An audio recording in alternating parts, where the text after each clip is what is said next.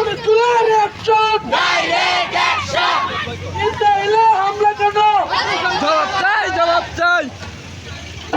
Israeli পণ্য boycott boycott Israeli পণ্য boycott